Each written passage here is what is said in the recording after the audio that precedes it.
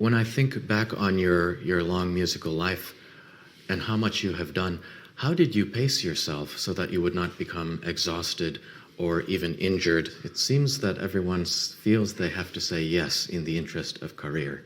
But, very difficult.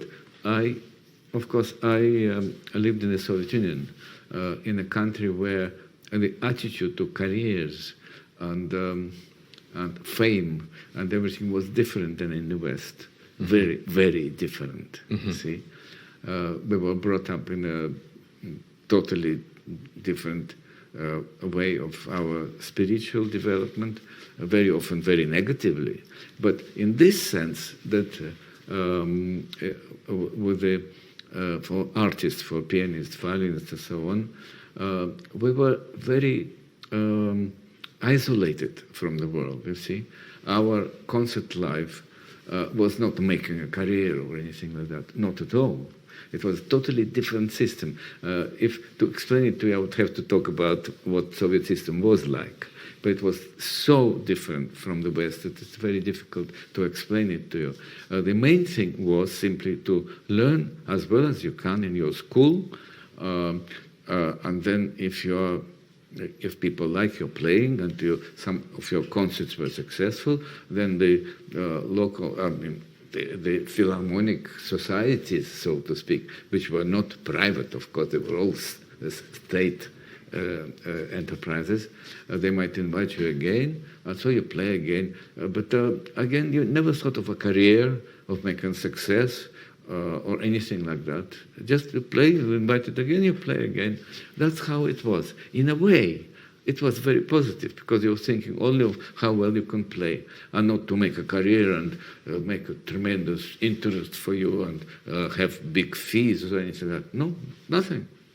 So that in a way was quite positive.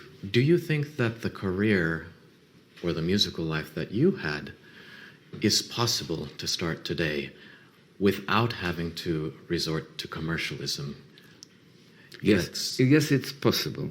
It all depends on your state of mind and what is important for you. And if you go for the fame and financial development, you have a problem.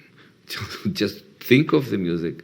If you play well, try again, play well. Don't go for the career. Just go for the music you're playing. And of course, there are some very successful people in the West who probably are like this. They're not going for the career, for the money, for the fame, but they want to play well. That is the main thing. And whatever happens to you, that's what I am for. I have a gift. I develop my gift. Whatever it brings me only $1,000, fine. So maybe sometimes I have 5, who cares? But the main thing is my development as an artist, as a human being, as a musician. That's what it is. And some people are like this, of course. When you came to the West and you saw the type of commercialism that was different from what you described in the Soviet Union, did you feel allergic to it? Yes, well, as I said, I knew what I would do. I knew that I had a certain attitude to my life, to my music.